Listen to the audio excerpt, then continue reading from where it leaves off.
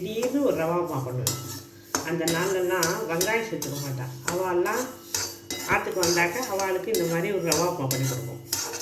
ஏன்னா ரவா கையில் இருந்துகிட்டே இருக்கும். அதனால் இந்த மாதிரி ஒரு ரவா உப்புமா பண்ணுவோம். இப்போது நான் 1 டம்ளர் ரவா எடுத்து முதல்ல ரவாயை வறுத்துக்கணும். இல்லைன்னா குழ குழன்னு இருக்கும். ரவாயை வறுத்துனா தான் அந்த ரவா உப்புமா குழ குழன்னு வரும். ஒரு பிரட்டிக்கணும். திடீர்னு ஆற்றுக்கு யாராவது வருவா, என்ன பண்ணுறதுன்னு தெரியாத மாவு கீவு இல்லைனாக்கா இந்த மாதிரி ஒரு ரவா உப்புமா பண்ணி கொடுக்குறோம். கொஞ்சம் பொன்னிறமாக வறுத்து கொட்டிக்கணும். அதான்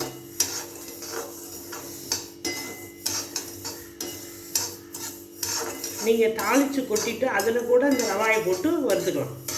அதுக்கப்புறமா ஹாட் வாட்டர் ஊற்றிக்கலாம். ஈஸியாக பண்ணிடலாம். 10 நிமிஷத்துக்கு கொஞ்சம் இதாகிடுச்சு, கலர் சேஞ்ச் ஆகிட்டு வரும். இந்த தாளிப்பு போடுறதுக்கு நான் தேங்காய் எண்ணெய் ஊற்றிட்டுருக்கேன். ஆற்றுல எப்போதுமே தேங்காய் எண்ணெய் இருக்கும். 3 தரம் காண ஆடுவாள். அதனால் தேங்காய் எண்ணெய் ஊற்றி பண்ணால் ரவா உப்புமா, பச்சை மாப்பிடி உப்புமா எல்லாமே ரொம்ப நல்லா இருக்கும். அதனால் நான் தேங்காய் எண்ணெய் ஊற்றிட்டுருக்கேன். எண்ணெய் காஞ்சிடுத்து கடுகு போடணும்.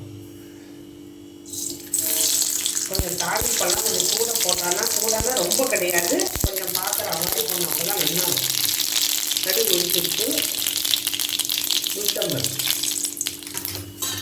கொஞ்சமாக கடலைப்பருப்பு,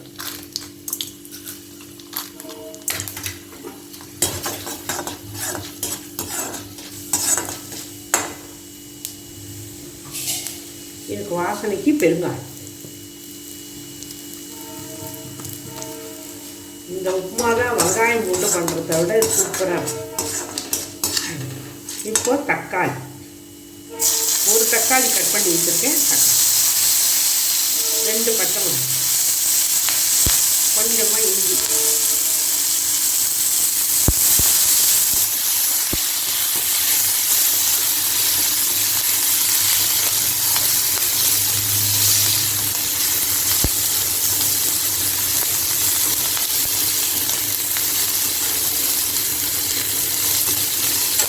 கருவேப்பிலை,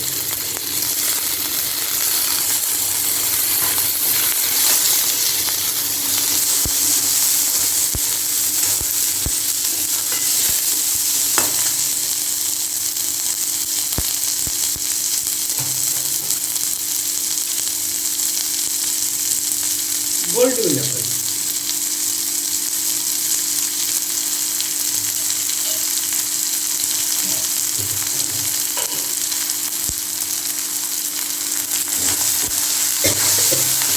தக்காளி, பச்சை மிளகாய் இதெல்லாம் நல்லா வதங்கின உடனே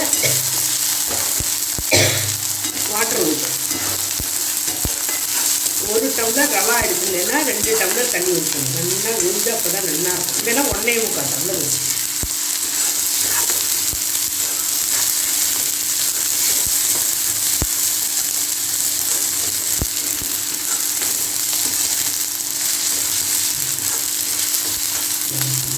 இந்த கருவேப்பிலை வாசனை, பெருங்காய வாசனை. அந்த நாளில் சில பேர் வெங்காயம்லாம் சேர்த்துக்க மாட்டான்.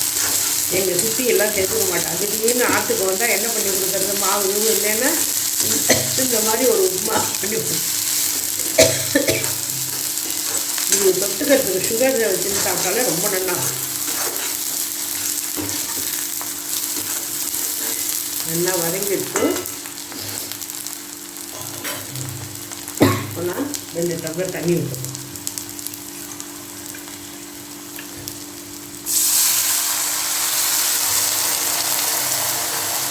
கரெக்டாக இருக்கும். சின்ன டம்ளர் 2 தூள். தாளிப்புக்கு ரவாய்க்கு தகுந்த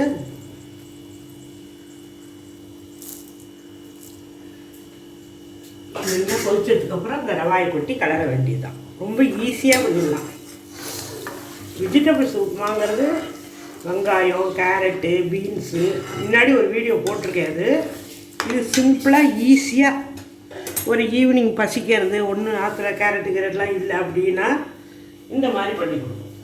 அந்த உப்புமாவோட இந்த உப்புமா தான் எங்கள் அத்தை எல்லாருக்குமே பிடிக்கும். அந்த கடலைப்பருப்பு, உளுத்தம்பருப்பு, பெருங்காய வாசனையோடு ரொம்ப நல்லா இருக்கும். கொதித்ததும் அது ரவாயை கொட்டி கலர வேண்டியதுதான். பாருங்க, தண்ணி நல்லா கொதிச்சு எடுத்து இப்போ கொஞ்சம் லைட்டாக சிம்மில் வச்சுன்னு மேலே தெளிக்கும், கொட்டி கலர வேண்டியது.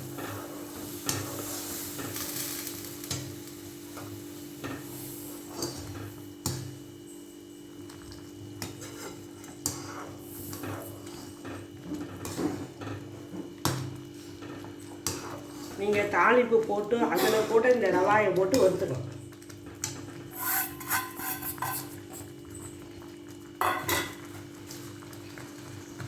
கொஞ்சம் நேரம் மூடி வச்சுட்டு அப்புறம் கலரி விடணும், ஏன்னா மேலெல்லாம் தெளிக்கும். ஒரு 5 நிமிஷம் ஆகிடுச்சு. நல்லா கலரி விட்டு மேலே ஒரு ஸ்பூன் நெய் ஊற்றினேன்னா கொல கொல கொல கொல இருக்கும்.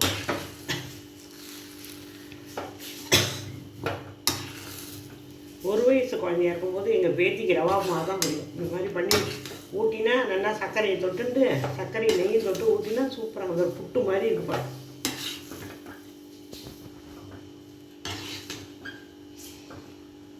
இல்லை இல்லை திடீர் ரவா உப்புமா.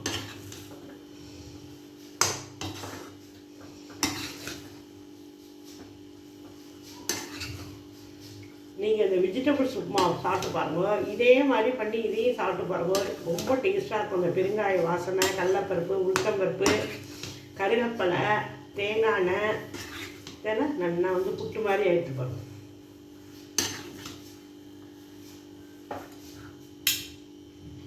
மேலே கொஞ்சோண்டு நெய் ஊற்றப்போம், மேலே கொஞ்சோண்டு நெய், நல்ல வாசனையாக இருக்கும். அந்த நல்ல சிம்பிளாக. எங்கள் அம்மாலாம் வெங்காயம் சேர்த்துக்க மாட்டான், எங்கள் அப்பாவும் சேர்த்துக்க மாட்டான். காத்தால பசிக்கிறது அப்படின்னாக்க இந்த மாதிரி பண்ணி சாப்பிடுவோம். இதெல்லாம் புட்டு மாதிரி அப்படி நல்லா வேந்து இப்படி புட்டு மாதிரி இருக்கும். இதுக்கு ஊறுகாய் தொட்டுக்கலாம், சட்னி தொட்டுக்கலாம். அந்த நாளில் உள்ளவெல்லாம் அதை செய்ய மாட்டான், டைம் இருக்காது. அதனால் சர்க்கரையை தொட்டுண்டு சாப்பிட்டு போயிடுவாள். ரொம்ப டேஸ்ட்டாக இருக்கும். சர்வ் பண்ண வேண்டியது. நானும் இப்போ சர்க்கரை ஊறுகாயும் தான் வச்சுருக்கேன், சட்னி எல்லாம் அரைக்கணும்.